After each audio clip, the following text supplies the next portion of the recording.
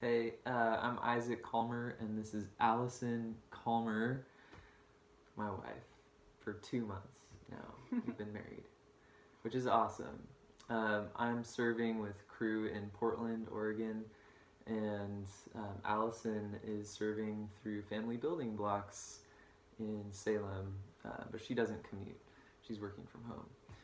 Um, yeah, and so in my ministry, I am currently helping to launch a coffee shop where we are very intentional about interacting with people in the community and volunteers who work there to help them thrive and help others thrive as they create spaces of belonging and kingdom, pockets of the kingdom. So in our devotional this morning, we just wanted to share with you guys some things that we've been learning.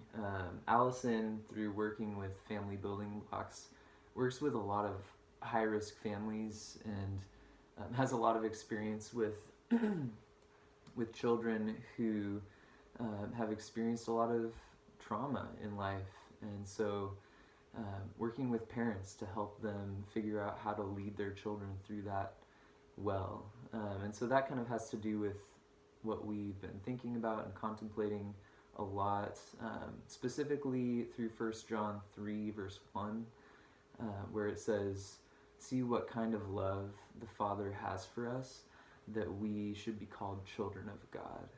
And so we are. And so we just really love that. And so Allison, share some more thoughts about what we've been learning.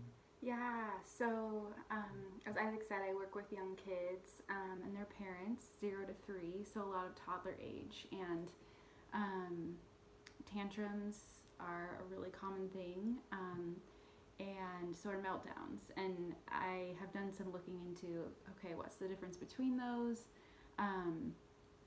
And kind of was able to read a secular perspective as well as a believing perspective, and get some insight into that. And kind of the way they're described in those is a meltdown is when a child is overwhelmed, overstimulated.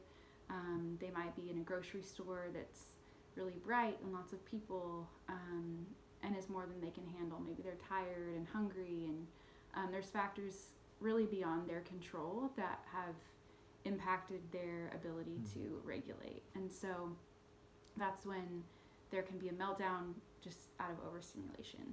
Versus a tantrum is more of a conscious act of control, or maybe rebelliousness against a parent. And so that idea has been really helpful for me in my work, but also in contemplating my own life. I like to think of just how we all have kind of those other factors that maybe are our overstimulations, or the things that we can't really control, whether it's past trauma, past family history, the way our bodies are wired, our biology. And so, yeah, I've just been contemplating that in my life and the lives of other people, and I've been reading a book that talks about how God gives us a choice and empowers us to choose, and just kind of contemplating those extra factors where sometimes it can feel like I don't have the power to choose. And like a child in a grocery store that's too bright, it feels like the way that I am doesn't lend itself towards making a choice in that moment. And so I found myself contemplating, where are the moments God empowers me to choose, but there are some other factors. We all have extra factors that just contribute to the way that we are. And so how do we know what's our tantrum and our sin, and then how do we know what is our just the result of brokenness that maybe hasn't been our choice, our meltdowns. And I was finding myself really needing to feel like I knew where that line was for me, but in contemplating that, just was really struck with how in those situations the child is never the one to decide if it's a tantrum or a meltdown, but it's the parent who's guiding them and leading them, and in a meltdown is taking them out of the overstimulating situation and helping them calm down to where they can make a choice. And in a tantrum is helping equip them and empower them to choose self-control and choose obedience.